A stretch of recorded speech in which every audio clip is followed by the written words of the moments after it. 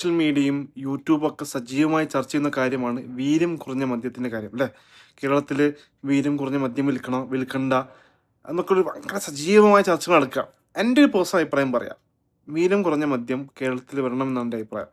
കാരണം നമ്മുടെ ആളുടെ ഒരു ഡ്രിങ്കിങ് ഹാബിറ്റിനെ എൻ്റയർലി ചേഞ്ച് ചെയ്യാൻ ഈ വീര്യം കുറഞ്ഞ മദ്യത്തെ സഹായിക്കുന്നുള്ളതാണ്.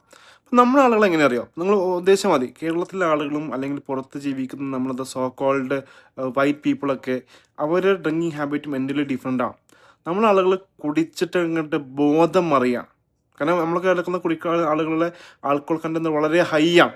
അപ്പം എപ്പോൾ ഇവരെന്താ കള്ളുകുടിയൻ എന്ന് പറയുമ്പോൾ തന്നെ നമുക്ക് അയാളെക്കുറിച്ചുള്ള ഒരു വളരെ മോശം ചിത്രവും, റോട്ടിൽ വെള്ളമടിച്ച് കിടക്കുന്ന അല്ലെങ്കിൽ അലമ്പാക്കുന്ന. കാരണം ഒരേ സമയം കള്ളു കുടിക്കുന്ന സമയത്ത് ഇയാൾക്ക് ബോധം നശിച്ചിട്ടാണ് ഇയാൾ കള്ളു കുടിക്കുന്നത്.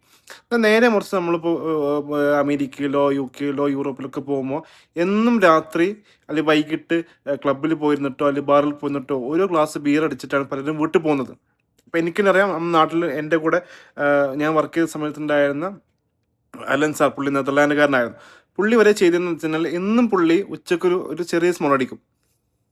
അപ്പോൾ പുള്ളി ഫുൾ ടൈം വെള്ളത്തിലാണ്. പക്ഷേ ഒരു കാരണവശാലും പുള്ളി എന്തല്ല, പുള്ളിയെ ആ മദ്യം പുള്ളിയെ ഒന്ന് ഒരിക്കലും എഫക്റ്റ് ചെയ്യുന്നു. പുള്ളി ഇടയ്ക്കിടയ്ക്ക് ഇങ്ങനെ ഡ്യൂട്ടിൻ്റെ ഇടയിൽ ഒന്ന് പോയിട്ട് 2 സിപ്പ് അടിച്ചിട്ട് തിരിച്ചു വരുന്നു.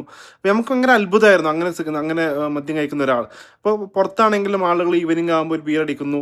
അപ്പോൾ ഈ അങ്ങനെ മദ്യം കുടിക്കുന്ന ആളുകൾക്ക് ഈ നമ്മളെ കാട്ടിൽ സ്ഥിരമായി കണ്ടുവരുന്ന ഓവറായിട്ട് മദ്യത്തെ അടിമപ്പെടുന്ന സംഗതിയെ എന്ത് ചെയ്യാൻ പറ്റും, ഒരു പരിധി വരെ ഓവർകം ചെയ്യാൻ ഈ വീര്യം കുറഞ്ഞ മദ്യത്തിന് പറ്റും എന്നുള്ളതാണ് എൻ്റെ ഒരു പേഴ്സണൽ ഒപ്പീനിയൻ. കാണാം, വരട്ടെ എന്നാണ് എൻ്റെ പേഴ്സണൽ ഒപ്പീനിയൻ.